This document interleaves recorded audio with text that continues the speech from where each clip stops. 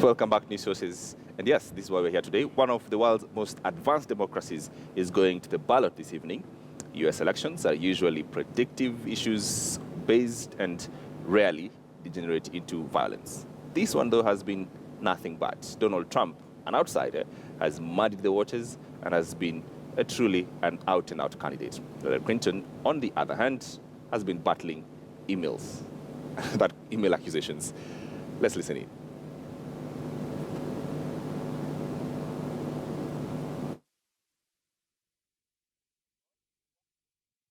Can you imagine having Hillary Clinton for 4 years?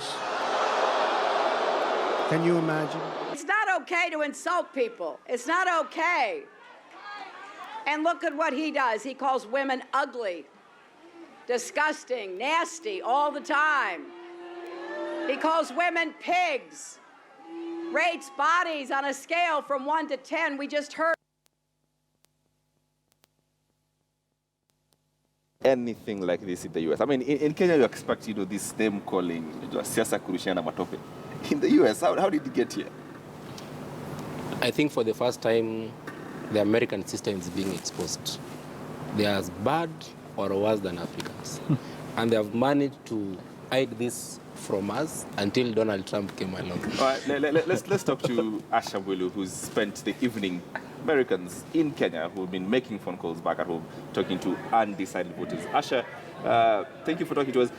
You've been there for 3-4 hours now? Have you guys been able to convince a few people to vote for Hillary Clinton, I suppose? Yeah, for the first time, James, my work has allowed me to crash a party. I'm having a lot of fun here. But I think what's really interesting here is just seeing how people don't want to be passive observers of the election, even though they're far away from home. So for the last 4 hours, I've seen them making a few calls, and they've been targeting the so-called swing states. And they've been able to convince a couple of people to vote Hillary, because this is a really subjective event.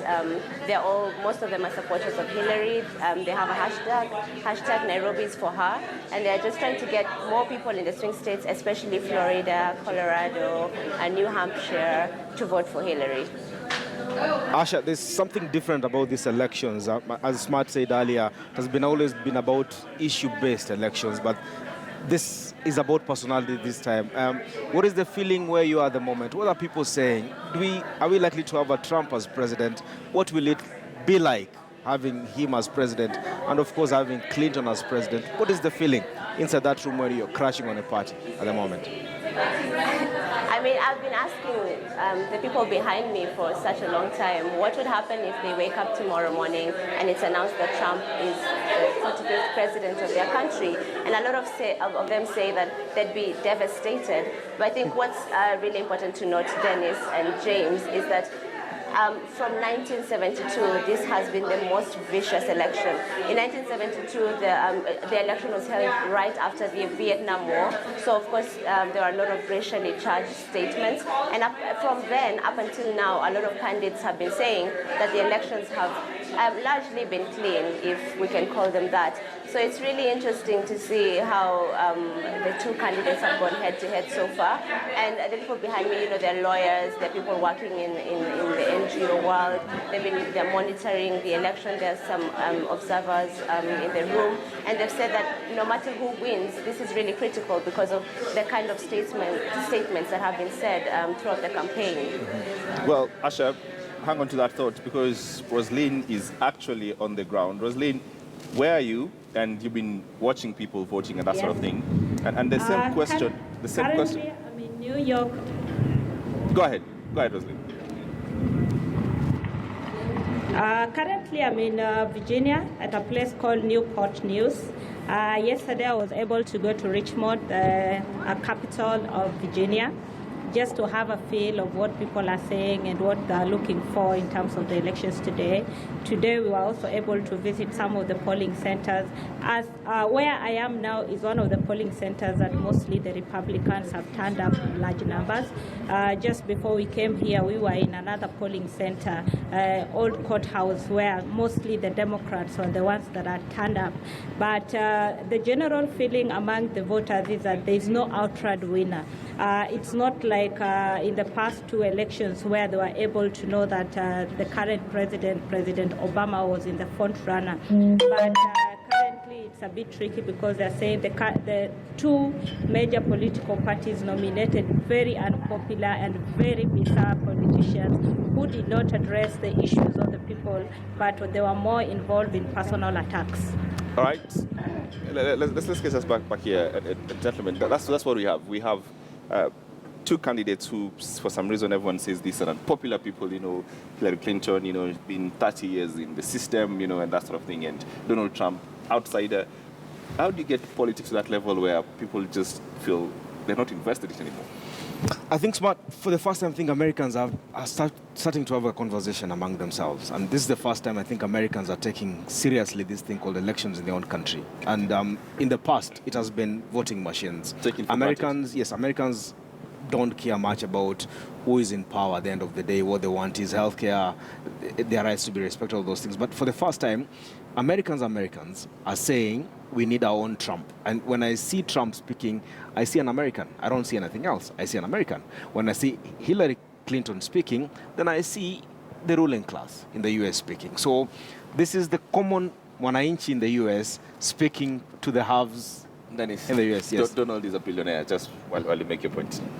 The markets and the world has been keenly and closely watching the going-ons in the U.S. The favorite for the world has been Hillary Clinton, who most believe is a safe pair of hands, as opposed to the erratic Donald J. Trump, in Obama's rural village in Kenya today, a mock election there. So Clinton win with over 78% of the vote. Interesting. This one. I think Urugu will have a fast squad. Kogelo, obviously, point of elections in the last two elections, obviously because of the ties between Obama and his father, coming from there.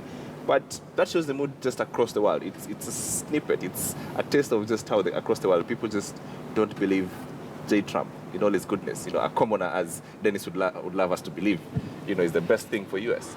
Okay, it's difficult. Even for me, I don't belong anywhere. For me, this is a choice of zebras. Now, they're the same things, and therefore, we have to choose the fatter one, right? Yes. And I try to look at this thing from the point of view of Obama. Has Obama succeeded? Has he failed? In my view, he failed. And therefore, I'll be more inclined to go towards Trump, because Trump is speaking the kind of language that expresses Obama's failures. Obama was here, and he didn't leave a very good test in our mouth. Opposition's mouth. Yeah. Let's bring in Asha Mwilu. Asha, have you left us, or you're still with us? I'm around. Asha, you're allowed to say who you support in this election, because this is not an election, this is not a Kenyan election. What is your feeling? Who is likely to clinch it for the Americans tonight? I mean, being a woman, of course, I'd prefer to go with Hillary, just based on the kind of statements that Trump has been quoted to have said, or has said, as we've seen. So, yeah, because it's a U.S. election, I can declare that I would support Hillary in this two-horse race. Okay. Masha, one final question before I go to Roslyn. The question of Americans asking to take back the country and using Donald J. Trump, take over, their country. And the question is about, like Donald Trump would say, that America has been infested by everyone else that is quote unquote not American. The people in that room, how do they feel about this profile? The Americans, the white 35-year-old American man, as opposed to a Latino, a Spanish, or an Asian or a black. Mm-hmm. I mean, for the people in this room, considering that they've spent a lot of time in Kenya, in Africa, their work is based here, they're expatriates, such statements are really just shocking to them. And I remember one of them just mentioning that perhaps once Trump loses, or when Trump loses, if he loses, that perhaps all his supporters should just, go and grab a desert somewhere in Texas and, create their own state there, because it's actually really detrimental to the reputation of the U.S. as we've known it, with all its allies across the world. It's and Smart, I was in the UK when Brexit happened, and I think it's really surprising to see how rightist the world is turning, at the exception of countries like Canada, for instance. But Europe and the US, the kind of statements that people are saying, especially concerning immigration, the kind of separation that people have from the rest of the world, or this kind of separation that they yearn for from the rest of the world. So for Trump to win the US election, I think for a lot of the Americans here in Nairobi, it's kind of like taking a few steps back. Roslyn, are you with us, or you're going to celebrate the Win. Yes, I'm here. I mean, you told us the feeling out there, and you told us Americans are going to decide today, back here at home tonight.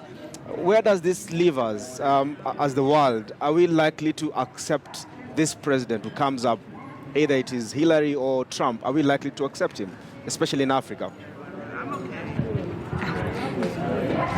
I think we'll have no option. We'll have to go with whoever is elected, whether it's Hillary or Trump. But if you look at the policies that both have been pushing, more or less Trump presidency would be very unfortunate for Africa, because he has been pushing of sidelining America with the overseas nations. And he was saying that the past regimes have been exporting American companies and jobs overseas.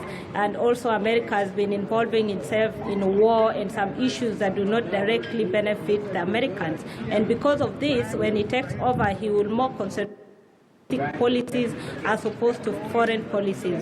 Now, when it comes to Hillary, she has not been very outright about the African issues. Remember, this election has not been about issues, but has been more of a personal attacks and character of each of the candidates. So because of that, even with her past experience as a former First Lady and also the Secretary of State, we have not seen her come out clearly and give us her policies and guidelines for just Africa. I was able to just have a chat with some of the scholars who are here, and they were saying, going by the candidates' priorities, you can see that Africa is one of the countries that are placed in the periphery. Maybe Obama's presidency, because of his links to Kenya, made Africa be viewed more than was the case previously. If you go by the uneducated whites, the feeling is a Hillary presidency. I have to cut you short. I'm afraid, Roslyn, I have to cut you short because we are running, into 9 p.m. and you'll come back later. But gentlemen, we have to cut this short. Let's finish this. 10 seconds, final word. America decides the question of Kenya, the question of the world. Obviously, America will remain in the world politics. It cannot go away, whether it's Trump or anybody else. But the question is that we can only make a decision based on what Obama did for Africa or foreign. The Middle East is in a big mess under Obama. So whoever comes, maybe that will also explain why Trump is also rising. The rise of Trump and the rise of, all Europe, the right wing and all this, polarization and people just wanting to be their own and live amongst their own. This is a trend that is growing, and Africa has been there for a while. We love our own. I just hope that Hillary Clinton wins, and that we as a nation are able to build better ties with the U.S. That's why I brought you some presents. To show, this is the U.S. and Kenya. Whoever wins, I think Kenya-U.S. relations. We'll be able to build better relations with that. The figure is a good one. Smart. I mean, to say the most, may Clinton win it, and let's see. I mean, having a U.S. president, a woman, across in the UK, a woman prime minister, it's a good place to be in. I think we'll have less wars in this country. We make more love than war. All right, so we asked you on Twitter if Farouk Kibet, DP's Ruto personal assistant, should face the Public Accounts Committee. 92% of you watching this program tonight think absolutely yes, he should face the Public Accounts Committee. This is News Sources. We'll always have the latest and more. My name is James Part, hosting the show with Dennis and Sarigo.